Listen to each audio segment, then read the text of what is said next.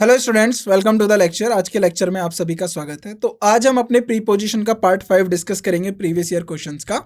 इससे पहले हमने 4 पार्ट्स को डिस्कस कर लिए हैं प्रीवियस ईयर क्वेश्चंस को लेकर। उन चारों पार्ट्स में हमने बहुत सारे क्वेश्चंस डिस्कस किए और उनसे रिलेटेड जितने भी कॉन्सेप्ट थे उनको सीखा। देखिए, पहले आपने थ्योरी में पढ़ा, फिर उसके बाद हमने कुछ प्रैक्टिस क्वेश्चंस किए। अब प्रीवियस ईयर क्वेश्चंस के थ्रू हम थ्योरी को और अच्छे से समझ रहे हैं। प्रीवियस ईयर का क्वेश्चन भी आपके लिए उतना ही इंपॉर्टेंट है जो क्वेश्चन आपके एग्जाम में पूछा जाएगा। क्यों? क्योंकि वो भी एक क्वेश्चन आपके एग्जाम ने पूछा है और वो भी आपके लिए उतना ही नया है जितना, देखिए, जब भी आप पीवाईक्यू करोगे पहली बार पर करोगे, एग्जाम में जाओगे उस क्वेश्चन को भी पहली बार टैकल करोगे। तो दोनों क्वेश्चन आपके लिए सेम है। हमें सीखना ये है कि क्या कॉन्सेप्ट हमारा एग्जामिनर हमसे पूछ रहा है, जो हमसे हमारी परीक्षा ले रहा है वो परीक्षा में कैसे क्वेश्चंस हमें दे रहा है, यानी उसका आधार क्या है, उसका कॉन्सेप्ट क्या है। अगर हम ऐसे क्वेश्चंस बना पा रहे हैं, इसका मतलब जो हमने थ्योरी में सीखा, एक्सरसाइज जो हमने प्रैक्टिस करी वो बिल्कुल ठीक है और उसी तरीके के क्वेश्चंस हमें एग्जाम में आगे को देखने के लिए मिलेंगे। और जो भी क्वेश्चंस हमारे रिलेट करता है पीवाईक्यू से, उस थ्योरी को भी हम समझेंगे, राइट। तो यही चीज़ हम अपने पिछले 4 लेक्चर्स में की है, आगे 5th लेक्चर में भी यही करेंगे और आगे भी जब भी हम प्रीवियस ईयर क्वेश्चंस डिस्कस करेंगे तो यही हमारा मोटिव रहेगा, यही हमें याद रखना है कि क्वेश्चंस के साथ उसके कॉन्सेप्ट को भी सीखें। तो अब हम अपने पार्ट की शुरुआत करते हैं क्वेश्चन के साथ, राइट। So now question 1। तो इसमें आपको इस पार्ट में दो तरीके के क्वेश्चंस मिलेंगे। एक तो ऐसे फिल इन द ब्लैंक्स कि हमें बताना है कि कौन सा सबसे ज़्यादा जो हमारा प्रीपोजिशन है आंसर रहेगा, या मोस्ट अप्रोप्रिएट, सबसे सूटेबल प्रीपोजिशन कौन सा रहेगा, और उसके साथ हमें एरर भी फाइंड करनी है, किस तरीके की एरर हमारे क्वेश्चन में दी गई है। So question 1, he is very good dash making stories. तो आपके पास पूछा गया, देखिए, he is very good, right, adjective आ गया गुड, राइट। तो आपको अगर याद हो तो हमने थ्योरी में ऐसे टॉपिक कवर करे थे, नाउन के साथ कौन से प्रीपोजिशन आएंगे और उनका क्या मीनिंग होता है, एडजेक्टिव के साथ कौन सा प्रीपोजिशन आ रहा है उसका क्या मीनिंग है। देखिए, यहाँ पर जो ये प्रीपोजिशन आ रहा है ना, वो इस नाउन के लिए आ रहा है। स्टोरी यहाँ पर क्या दिया हुआ है, नाउन। स्टोरीज यहाँ पर क्या है, नाउन। मेकिंग क्या है, यहाँ पर इसका ये एडजेक्टिव फॉर्म है जिसको हम बोलते हैं प्रेजेंट पार्टिसिपल। अब नाउन जो दिया हुआ है, अब ये वेरी इज जो है, ये हमारी लिंकिंग वर्ब है। ये उसके बता रहा है कि वो अच्छा है, वो किस में अच्छा है, उस चीज़ को बताने के लिए यहाँ पर एक प्रीपोजिशन आएगा और इस प्रीपोजिशन का जो स्टोरीज है ये एक ऑब्जेक्ट है। तो अच्छा किस में है, वो कहानियाँ बनाने में। So he is very good in making stories, he is very good about stories, he is very good at making stories और फॉर मेकिंग स्टोरीज। तो जब भी आप बात करते हो कि कोई किसी चीज़ में अच्छा होता है तो उसके लिए गुड के साथ एट आएगा। He is good at something. जब कोई व्यक्ति की आप बात करते हो कि वो किसी चीज़ में अच्छा है तो उसके लिए राइट प्रीपोजिशन होता है एट, राइट। सो कौन सा प्रीपोजिशन हम यूज करेंगे, at. He is very good at making stories, तो C is the right answer, right. Now question number 2, I am sorry. अब वो गलती मांग रहा है, आई एम सॉरी, और उसके सॉरी, अब वो गलती क्यों मान रहा है, तो सॉरी और उसकी मिस्टेक के बीच में एक रिलेशन बता रहा है। वो रिलेशन कौन बताएगा, प्रीपोजिशन। तो यहाँ पर गलती है, उसकी गलती को हमने नाउन करा। मिस्टेक यानी सिंगुलर भी होता है प्लूरल भी होता है, तो ये हमारा नाउन है। अब जाहिर सी बात है, ये नाउन है तो ये हमारा ऑब्जेक्ट है। अब किसका ऑब्जेक्ट है, ये प्रीपोजिशन का ऑब्जेक्ट है। अब हमें बताना है कि सॉरी के साथ कौन सा प्रीपोजिशन सबसे सही रहेगा। I am sorry for the mistake, I am sorry from the mistake, I am sorry with the mistake, for the mistake, at the mistake. I am sorry for the mistake, मैं अपनी गलती के लिए क्षमा मांगता हूँ, right. I am sorry for the mistake, C is the right answer. Now question number 3, he was junior, he was junior to me, junior than me. तो junior के साथ लगाना। देखिए, आई का ऑब्जेक्टिव केस क्या होता है, अगर आई मेरा सब्जेक्ट की तरह यूज़ होता है, तो अगर मैं ऑब्जेक्ट की तरह यूज़ करना चाहूँ, ऑब्जेक्टिव केस की बात करूँ, ये हमने प्रोनाउन में पढ़ा है, मी होता है, और आई का ऑब्जेक्टिव केस क्या होता है, मी होता है। सो ही वॉज जूनियर। अब देखिए, जूनियर के साथ कौन सा, जूनियर देन मी होगा, क्या होगा, he was junior dash me in college and we have been friends since then. और हम तब से दोस्त हैं जब से हम कॉलेज में थे, राइट। सो अब आपको बताना है, जूनियर देन मी होगा, जूनियर फ्रॉम मी होगा। तो देखिए, जब भी आप जूनियर और सीनियर लिखते हो, याद रखिएगा, जूनियर या फिर अगर आप सीनियर की बात करते हो तो इसके साथ आपको आता है to, right. He is senior to me, he is junior to me, he is superior to me, he is inferior to me. तो जब भी आप रखोगे तो यहाँ पर टू आएगा, he is junior to me, C is the right answer.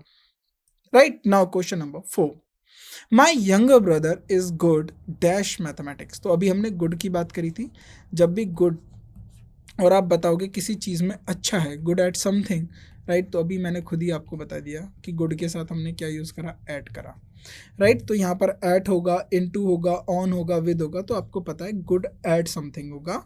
So my younger brother is good at mathematics, तो मेरा छोटा भाई किस में अच्छा है, मैथमेटिक्स में, तो एट होगा, right. A is the right answer. Now question number 5, regular exercise is conducive. अब कंड्यूसिव का मतलब क्या है कि रेगुलर एक्सरसाइज किसी चीज़ के लिए फायदेमंद हो सकती है, तो कंड्यूसिव, अब किस रेगुलर एक्सरसाइज क्या है, कंड्यूसिव है, और कंड्यूसिव किसके लिए है, हेल्थ के लिए है। तो हेल्थ यहाँ पर नाउन आ गया, और इस कंड्यूसिव और हेल्थ के बीच में एक रिलेशन है, उस रिलेशन को कौन बताएगा, प्रीपोजिशन ही तो बताएगा। तो हमें बताना है कि कंड्यूसिव किसके लिए, कंड्यूसिव इन हेल्थ होगा, कंड्यूसिव टू हेल्थ होगा, कंड्यूसिव फॉर हेल्थ होगा, या कंड्यूसिव ऑफ हेल्थ होगा। तो अब इसमें से आपको बताना है कौन सा सही आंसर है। तो regular exercise is conducive to health, तो 2 is the right answer, B is the right answer. Now question number 6, you are fortunate. अब देखिए, यू आर फॉर्चुनेट, आप किस्मत वाले हो, क्यों, having an intelligent and obedient son, यानी आपका एक समझदार, इंटेलिजेंट या बुद्धिमतक जिसके पास बुद्धि हो, और एक ओबीडियंट यानी आज्ञाकारी बेटा है आपके पास, इसलिए आप किस्मत वाले हो। तो फॉर्चुनेट 4 होगा, फॉर्चुनेट ऑफ होगा, या फॉर्चुनेट इन होगा, या फॉर्चुनेट टू होगा।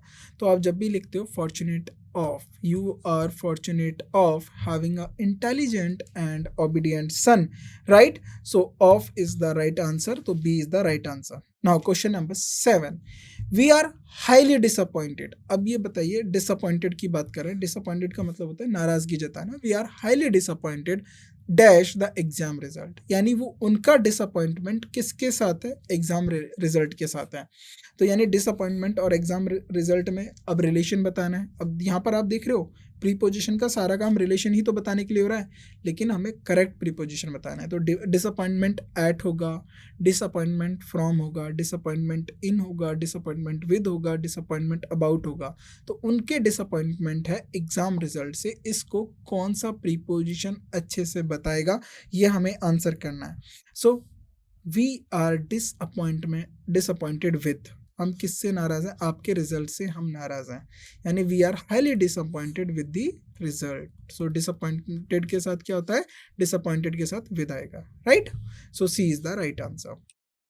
Now question number 8, all of them are surprised. अब देखिए, बहुत सारे लोग सरप्राइज्ड हो गए, all of them are surprised. अब सरप्राइज्ड किस पे हुए, उसके रूडनेस पे हुए। तो सरप्राइज और उसके रूडनेस के लेकर आपको रिलेशन बताना है कि कौन सा राइट प्रीपोजिशन होगा। All of them are surprise dash her rudeness, right. So 8 part में आपको बताना है, रूडनेस विद होगा, रूडनेस अपॉन होगा, या रूडनेस एट होगा, रूडनेस ऑन होगा। आपको इसमें राइट प्रीपोजिशन बताना है क्या होगा। तो रूडनेस के साथ हम कौन सा प्रीपोजिशन रखते हैं, रूडनेस एट, राइट। और रूडनेस के साथ नहीं, सरप्राइज के साथ। तो सरप्राइज एट जब भी हम होते हैं सरप्राइज एट समथिंग, याद रखिएगा। सरप्राइज के साथ जब भी आप यूज करोगे, सरप्राइज के साथ surprise something, surprise eight something. बहुत सारे लोग इसमें ऑन लगा देते हैं, तो ऑन नहीं होता है, surprise at, right. So C is the answer, at होगा, नॉट ऑन। अब now question number 9, Miss Daly is angry. तो किसी का नाम है डेली। अब डेली का मतलब ये नहीं है कि प्रत्येक दिन की बात हो रही है, कोई नाम है, मिस डेली इज एंग्री। अब एंग्री ऑन होगा, या एंग्री एट होगा, एंग्री विद होगा, राइट, एंग्री इन होगा, या एंग्री फॉर होगा। देखो, एंग्री को लेके मैं 2 चीज़ें बता देता हूँ, एंग्री समथिंग, एंग्री, उसके बाद आ जाएगा समवन, राइट। अगर आप किसी व्यक्ति पे गुस्सा होते हो, उसके लिए अलग प्रीपोजिशन होता है। अगर आप किसी वस्तु पे या किसी घटना पे लेके गुस्सा होते हो, उसके लिए अलग प्रीपोजिशन होता है। समथिंग का मतलब हो सकता है कोई प्लान हो, कोई आइडिया हो, कोई बात हो, या कोई सिचुएशन हो, उन सबको समथिंग में कवर कर लीजिए, राइट। तो उसको लेकर प्रीपोजिशन समथिंग को लेकर अलग होता है और एंग्री को लेकर अलग होता है। तो जब भी आप किसी समथिंग किसी चीज़ पे गुस्सा होते हो तो याद रखिएगा उसमें आप यूज़ करोगे at, angry at something, right. लेकिन जब भी आप किसी व्यक्ति के ऊपर गुस्सा होते हो, एंग्री विद समवन, राइट। तो क्यों आप विद लिखा जाता है, आपका इसके पीछे का रीज़न है कि आप जब गुस्सा हो रहे हो किसी व्यक्ति से तो या तो उसकी कोई बात होगी या उसके एक्शंस, जाहिर सी बात है उसके एक्शंस को लेकर आप गुस्सा हो। So miss Daly is angry with the students. So B is the right answer. At नहीं होगा, एट आएगा आपका समथिंग के साथ। याद रखना ये बहुत इंपॉर्टेंट पॉइंट है, एग्जाम में पूछ लिया जाता है। और ये होगा समवन के साथ। एंग्री विद आप किसके साथ यूज करोगे, समवन के साथ, राइट। सो 9 का B is the right answer. Now question number 10, though she is very much interested. अब इंटरेस्टेड के साथ आपको बताना है इंटरेस्टेड किस में है, वो सिंगिंग में है। तो इंटरेस्टेड सिंगिंग में है, यानी गाना गाने में या गायकी में वो इंटरेस्टेड है। तो उसके लिए कौन सा प्रीपोजिशन होगा, एक इंटरेस्टेड को बताना है। And she is not good, और वो किस में अच्छी नहीं है। तो मैंने बोला ना गुड एट समथिंग, गुड के साथ हम एट यूज करते हैं। अब आपको बताना है कि इंटरेस्टेड और गुड में कौन सा हमारा राइट प्रीपोजिशन है, राइट। सो गुड ऑन होगा या इंटरेस्टेड ऑन होगा। तो इंटरेस्टेड के साथ अगर आप कोई प्रीपोजिशन लिखना चाहते हो तो इंटरेस्टेड इन, किस में आप इंटरेस्ट लेते हो, तो इंटरेस्टेड इन सिंगिंग। और गुड के साथ आपको पता है गुड के साथ क्या यूज किया जाता है, एट के साथ। तो अगर आपको इनमें से एक भी आपको अच्छे से पता है तो आप आंसर इजीली कर पाते हैं, ये आपका प्रीवियस ईयर है। So good at it, she is not good at it, और यानी वो इसमें अच्छी नहीं है लेकिन वो इंटरेस्टेड है किसमें, सिंगिंग में, पर उसमें अच्छे नहीं है। तो होता है आपका इंटरेस्ट होता है लेकिन आप उसमें अच्छे नहीं होते हो। सेम सिनेरियो यहाँ पर हो रहा है, right. Now question number 11, so C is the right answer. Interested in, याद रखिएगा इंटरेस्टेड इन और good at, right. Now question number 11, I am not very good dash repairing things. तो अभी हमने डिस्कस करा है जब गुड की बात होगी तो आपको क्या आंसर करना है, आई am not repairing, good four होगा, गुड के साथ होता है एट, यानी गुड डैश समथिंग, यानी किसी चीज में अच्छा होना या ना होना। सो गुड एट, तो गुड के साथ आप क्या यूज करोगे, एट यूज करोगे, ये आपको याद रखना है, राइट। नाउ नेक्स्ट 11 का D, D is the right answer, 11 का D. Now question number 12, that young lady is very कीन dash cycling. That young lady is very कीन, कीन का मतलब होता है इंटरेस्टेड होना या अच्छा होना। दैट यंग लेडी, किसी लेडी को इंडिकेट किया जा रहा है, that young lady is very कीन। कीन के साथ आपको बताना है कि कौन सा प्रीपोजिशन होगा, कीन अबाउट, कीन एट और कीन ऑफ या कीन ऑन। तो कीन के साथ होता है ऑन, कीन ऑन। तो that young lady is very keen on cycling, तो वो साइकिलिंग करने में काफी अच्छी है। So keen on cycling. So D is the right answer. Now question number 13. The police were quite sure that the man was guilty dash robbing the old lady. तो police जो थी वो श्योर थी, were quite sure। तो यहाँ पर देखिए police were आया है या पुलिस के साथ वॉज आएगा। तो यहाँ पर अगर आप पुलिस के बारे में बात कर रहे हो तो अगर आप इंडिविजुअली बात करते हो तो यहाँ पर वर होगा, लेकिन अगर आप एज ए ग्रुप की बात करते हो तो यहाँ पर क्या होगा, वॉज होगा, राइट। तो इस कॉन्टेक्स्ट को अभी हम बाद में देखेंगे, डिस्कस करेंगे, राइट। तो the police was were quite sure that the man was guilty, जो मैन गिल्टी ठहरा गया, राइट। जो मैन गिल्टी है, गिल्टी किसके लिए, robbing the old lady, right. तो ओल्ड लेडी को लूटने के लिए उसको गिल्टी ठहराए, तो वो श्योर है कि यही हो सकता है। तो गिल्टी अगेंस्ट होगा या गिल्टी ऑफ होगा। तो जब भी आप गिल्टी की बात करते हो तो गिल्टी के साथ आता है guilty of, accused of, guilty of. तो गिल्टी के साथ आप रखोगे, याद रखिएगा गिल्टी के साथ क्या यूज किया जाएगा, ऑफ, राइट। नाउ 13 का B is the right answer. Now question number 14, Jane is annoyed. अब एनॉयड के ऊपर लिखना है, एनॉयड एट होता है, एनॉयड ऑन मी होगा, एनॉयड विद मी होगा, एनॉयड अगेंस्ट मी होगा, एनॉयड ओवर मी होगा, राइट। तो आपको बताना है जेन इज एनॉयड। अब एनॉयड का मतलब होता है परेशान हो जाना किसी से, तो Jane is annoyed with me, annoyed with me, right. तो अब एनॉयड के साथ अगर आप पर्सन की बात करो तो विद यूज होगा, एनॉयड के साथ क्या होगा, विद समवन, एनॉयड यहाँ पर आएगा विद जब आप समवन की बात करो, और आपको मैं होमवर्क देता हूँ। क्या होमवर्क है आपको? एनॉइड, एनॉइड के साथ आपको बताना है समथिंग के लिए क्या यूज होगा, राइट? समवन के लिए हमने बता दिया, समथिंग के लिए आपको ये होमवर्क में बताना है, right? Now question number 15, I am not angry. अब बताइए, I am not angry at you या I am not angry with you Paul. तो ये पॉल को कह रहा है कि मैं आपसे एंग्री नहीं हूँ, तो आई am not angry at you, on you, with you या अगेंस्ट यू। तो अगेन कॉन्सेप्ट पे जाइए, क्या कॉन्सेप्ट कहता है? एंग्री जब भी आप किसी सिचुएशन से या किसी व्यक्ति को छोड़कर, बाकी जब आप किसी भी चीज़ों से एंग्री होते हो, एंग्री राइट समथिंग, सो इसके साथ हम लिखते हैं angry at something, not on लिखेंगे। ऑन बहुत सारे स्टूडेंट्स ऑन लिख के गलती कर देते हैं, नहीं, आपको ऑन नहीं लिखना है, एंग्री एट समथिंग। या फिर अगर आप बात करो समवन की, राइट, किसी व्यक्ति पे गुस्सा हो, तो आप उसके लिए क्या यूज करोगे? So angry with someone, right? So I am not angry with you Paul, तो यहाँ पर होगा विद, राइट? तो इसको करेक्ट करेंगे, I am not angry with you Paul, C is the right answer.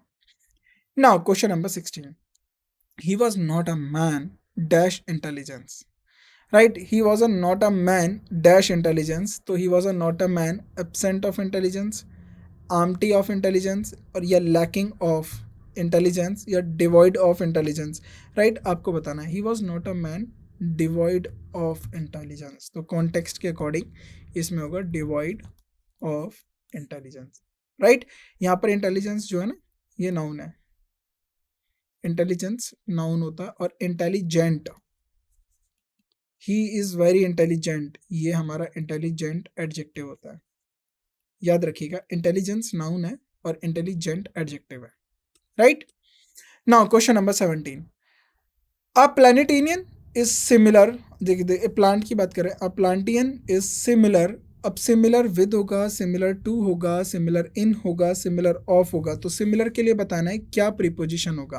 A plantain is similar to, तो जब भी आप सिमिलर के लिए लिखोगे तो सिमिलर के साथ जो करेक्ट प्रीपोजिशन लिखा जाता है वो लिखा जाता है टू, सिमिलर टू। किसके सिमिलर है वो? बनाना के, जो कोई प्लांट होगा वो बनाना के सिमिलर होगा, तो इसलिए बोला गया a plantain is similar to banana, so A part is the right answer. Now question number 18, your parents will be proud. अब प्राउड ऑन होता है, प्राउड ऑफ होता है, ये बहुत कंफ्यूजन वाली होता है कि प्राउड के लिए हम एट लिखेंगे, ओवर लिखेंगे, इन लिखेंगे, ऑफ लिखेंगे। Your parents will be proud of you, आपके जो पेरेंट्स हैं आप पे गर्वान्वित महसूस करेंगे, तो प्राउड के साथ ऑफ लिखा जाता है। तो आपने देखा होगा शाबाशी देते हैं प्राउड ऑफ यू, तो इसीलिए प्राउड के साथ कौन सा प्रीपोजिशन आएगा? Of, right? So D is the right answer. Now question number 19, her apartment was furnished. अब देखिए फर्निश्ड है, उसका अपार्टमेंट जो है फर्निश्ड है। अब फर्निश्ड किसका है, किसके साथ फर्निश्ड किया गया है? अ बार एंड स्टूल्स, तो अ बार एंड स्टूल्स के साथ उसका जो है अपार्टमेंट है फर्निश्ड है। तो फर्निश्ड इनटू होता है, फर्निश्ड बाय होता है, फर्निश्ड एट होता है, फर्निश्ड विद होता है। तो जब भी आप फर्निश्ड वर्ब देखोगे, यानी जब भी आपने फर्निश्ड वर्ड देखा, तो इसके साथ जो प्रीपोजिशन होती है विद, किसके साथ फर्निश्ड किया गया है उसे? अ बार एंड स्टूल्स के साथ। फर्निश्ड विद बेड या फर्निश्ड विद फर्नीचर हो सकता है, फर्निश्ड विद फ्लावर्स हो सकता है, तो फर्निश्ड विद और भी दूसरे भी आप जो भी आइटम लिखना चाहो वो लिख सकते हो, तो फर्निश्ड के साथ विद आता है, तो याद रखेंगे फर्निश्ड के साथ क्या आएगा आपको? विद आएगा, राइट? फर्निश्ड के साथ विद आएगा, और इसके बाद तो नाउन आता ही आता है, राइट? तो अभी हम इन पे ध्यान दे रहे हैं कि एडजेक्टिव या नाउन के साथ पर्टिकुलरली कौन से वर्ड आते हैं, ये हमने थ्योरी में भी कवर किया है, तो आप वो ज़रा लिस्ट को ध्यान से देख लेना जो लिस्ट आपके साथ शेयर करी गई है, राइट?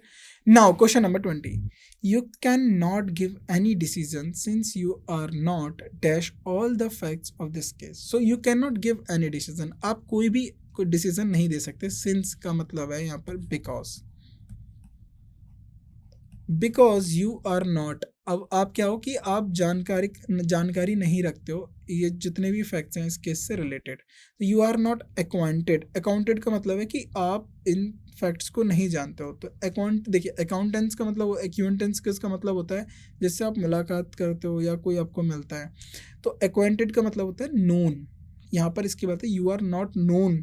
अब अक्वांटेड के बाद बताना है कि विद आता है, अक्वांटेड टू होगा, अक्वांटेड बाय होगा, राइट। तो आपको बताना है अक्वांटेड विद, आप नोन नहीं हो, right. So A is the right answer. Accounted के साथ क्या आएगा? विद आएगा। So A is the right answer. Now question number 21, he is dash making his career in sales. अब बता रहा है कि वो बहुत ज़्यादा अच्छा है। He is dash making his career in sales. So he is good in होगा, ही इज कमिटेड फॉर होगा। तो अब यहाँ पर कॉन्टेक्स्ट में आपको कमिटेड को आंसर करना है। सो ही इज कमिटेड होगा, क्या होगा? कमिटेड फॉर होता है, कमिटेड इन होता है, कमिटेड विद होता है। तो कमिटेड के साथ आता है to. He is committed to, किस चीज़ के लिए वो कमिटेड है? Committed to making his career in sales. वो अपना करियर सेल्स में बनाना चाहता है, इसको लेकर वो काफ़ी कमिटेड है। Now question number 22, she seems dash bad luck, right. She seems cursed by, cursed का मतलब होता है कि जब आप, राइट, एक होता है ना पाप, उसको बोलते हैं हम कर्स्ड या श्राप। तो राइट वर्ड इज श्राप। Cursed by, cursed with. तो कर्स्ड के साथ आपको बताना है कि कौन सा राइट प्रीपोजिशन होगा। तो कर्स्ड फॉर होगा, कर्स्ड ऑन होगा, राइट। तो आपको बताना है कर्स्ड विद होता है, कर्स्ड विद। सी सीम्स, अब किसी के साथ बार बार कोई घटना या किसी का बार बार कोई काम खराब हो रहा है तो बोलते हैं ना कि इसको ये कर्स्ड है, मिला है इसको बैड लक। तो cursed with bad luck, right. तो कर्स्ड के साथ क्या होगा? विद होगा। तो ज़रा आप ध्यान से देखो तो हम क्या लिख रहे हैं, हम एडजेक्टिव के साथ कौन सा प्रीपोजिशन आता है, नाउन के साथ कौन सा प्रीपोजिशन आता है, और इसके रिगार्डिंग आपको ऑलरेडी थ्योरी में मैंने लिस्ट शेयर कर दी है। तो सेम क्वेश्चंस वही रिपीट होते हैं। अब आपको दिख रहा है कि क्वेश्चन बार बार इस तरीके से एग्जाम में आ रहा है कि किसके साथ क्या प्रीपोजिशन होगा। तो इस तरीके की लिस्ट आप बना लीजिए सेपरेटली नोटबुक में, उनको याद करिए। जैसे वोकैब को याद करते हैं हम लोग, प्रैक्टिस करते हैं, इसी तरीके से प्रीपोजिशन को याद करिए, प्रैक्टिस करिए। Sorry, I am not dash local places. I am not conversant to his actions are hardly conversant in tall claims he makes, conversant with, conversant into, right? तो अब आपको इसमें बताना है 23 में कौन सा राइट आंसर होगा। I am not conversant with local places, right? So C is the right answer. Now question number 24. His actions are hardly dash the tall claims he makes. His actions are hardly the tall claims he make. So अब बोल रहा है कि जो इसके actions है ना, ये हार्डली उसके साथ कंपेयर होते हैं जितने जो भी ये क्लेम्स करता है। तो right, his actions are hardly compatible. Compatible का मतलब है कि उतने ज़्यादा असरदार या उतने ज़्यादा कंपेटेबल हैं जैसे ये क्लेम्स करता है, यानी नहीं है। ये मतलब कि ये बातें बड़ी करता है, काम छोटे करता है। इस पूरे कथन का मतलब ये है। तो आपको बताना है कंपेटेबल के साथ कौन सा हमारा प्रीपोजिशन यूज़ किया जाएगा, राइट। कंपेटेबल विथ, कंपेटेबल के साथ याद रखिएगा हमेशा कंपेटेबल विथ होगा। His actions are hardly compatible with the tall claims he make. तो उसके एक्शंस उसके क्लेम्स के साथ कंपेटेबल नहीं करते, right. A is the right answer. Now, question number 25. The widely publicized manifesto of the new party is not much different than ours. देखिए, अब आपको इसमें एरर बताना है कि एरर क्या होगा। द वाइडली पब्लिसाइज्ड मैनिफेस्टो, जो पब्लिसाइज किया गया है manifesto of the new party, जो नई पार्टी का जो मैनिफेस्टो पब्लिसाइज किया गया है, इज़ नॉट डिफरेंट। तो जब भी आप डिफरेंट यूज़ करते हो तो डिफरेंट के साथ देन नहीं होता। डिफरेंट के साथ आपको पता है डिफरेंट के साथ फ्रॉम होता है, डिफरेंट फ्रॉम आवर्स। यानी जो भी नई पार्टी ने जो अपना मैनिफेस्टो पब्लिश किया है वो जो हमारे ऑलरेडी मैनिफेस्टो है उससे डिफरेंट नहीं है, different from us. C part में एरर है, इसको आप ठीक करेंगे, right. Next question, I do not understand why he is so angry at me. तो जब भी मैंने बताया एंग्री एट समथिंग होता है और एंग्री पर्सन के लिए बात करोगे तो angry with me, right. C part में एरर है, इसको आप ठीक करेंगे। Now question number 27, All the doctors were puzzled on the strange symptoms reported by the patient. यानी बहुत सारे जो डॉक्टर्स हैं वो कंफ्यूज्ड हो गए थे किस बात को लेकर कि जो सिम्टम्स पेशेंट के जो स्ट्रेंज सिम्टम्स पेशेंट के द्वारा रिपोर्ट किए गए थे, राइट। उन्होंने जो स्ट्रेंज जो सिम्टम्स थे पेशेंट के में रिपोर्ट करे, उनको लेके सारे डॉक्टर क्या हो गए, पजल्ड हो गए। तो पजल्ड ने देखिए, अब पजल्ड के साथ बता रहे हैं कि पजल्ड ऑन होता है या पजल्ड एट होगा। तो पजल्ड ऑन की जगह होता है puzzled at, puzzled at, right. On नहीं होगा तो याद रखेगा पजल्ड के साथ क्या यूज किया जाता है, एट, राइट। सो बी पार्ट में एरर थी, वो हमने ठीक कर दी। ना question number 28, I am vexed at him about what he has done. तो अब बात करना है, I am vexed at him नहीं होगा, I am vexed with him. ये एंग्री, डिसअपॉइंटमेंट, एंग्री को लेकर, राइट, वेक्स्ड को लेकर, तो पर्सन के लिए जब भी यूज करोगे तो विद यूज करोगे। B is the right answer. Now question number 27, it is easy to see that a lawyer's demeanor in court may be prejudicial against the interest of his client, right. तो ये हम easily देख सकते हैं, जो lawyer के कथन होते हैं ना वो प्रीजुडिशियल होते हैं अपने क्लाइंट को लेकर, यानी वो अपने क्लाइंट के इंटरेस्ट में ही बात करता है, राइट। ये लॉयर, ये हम मान के चलते हैं। तो प्रीजुडिशियल अगेंस्ट नहीं होगा, प्रीजुडिशियल टू होगा, may be prejudicial to the interest of his client, अपने क्लाइंट के इंटरेस्ट को लेकर बात हो रही है, right. C is the right answer. The army is furnished in the latest weapon. तो अभी हमने बात करी थी ना, the room is furnished with stools. तो furnished के साथ आप क्या लिखते हो, with. सेम क्वेश्चंस रिपीट हो रहे हैं, बस नए तरीके से, कहीं fill in the blanks तो कहीं हमारे क्या पूछा जा रहा है, एरर्स पूछी जा रही है। तो ये हमने 30 क्वेश्चंस इस पार्ट में डिस्कस किए। क्वेश्चंस बहुत इजी है, आपसे एग्जामिनर पूछता है, राइट। तो कोई इतना हार्ड एंड फास्ट रूल नहीं है, बहुत सिंपल सी बात है। जो थ्योरी में पढ़ा है, जो क्वेश्चन एक्सरसाइज कर रहे हैं और जो हम PYQs में आपके साथ डिस्कस कर रहे हैं, इन्हीं क्वेश्चंस को आप अच्छे से पढ़ लीजिए, इनको समझ लीजिए कि क्या क्वेश्चंस आपसे पूछे जा रहे हैं और इजीली आप क्वेश्चंस को आंसर कर पाएंगे, राइट। तो कोई ऐसा क्वेश्चन नहीं आएगा बाहर से आपको कि जो आपने देखा ना हो, बहुत अलग क्वेश्चन हो। क्वेश्चन सेम वही आपसे पूछे जा रहे हैं। और देखिए PYQs हम प्रैक्टिस कर रहे हैं, कोई डिफरेंट क्वेश्चन मिल रहा है थ्योरी से, नहीं मिल रहा है। बस ये कि आपको प्रैक्टिस करनी है, जितना आप प्रैक्टिस करेंगे, जितने टाइप ऑफ क्वेश्चंस आप देखते रहेंगे, और पर्टिकुलरली जैसे फर्निश्ड विद हो गया, एंग्री एट, एंग्री विद हो गया, वेक्स्ड एट, विद हो गया, इन सब की प्रैक्टिस कर लीजिए। कहाँ पर कौन सा प्रीपोजिशन यूज होता है, एडजेक्टिव के बाद किस एडजेक्टिव के साथ कौन से प्रीपोजिशन आ रहे हैं, किस नाउन के बाद कौन सा प्रीपोजिशन आ रहा है।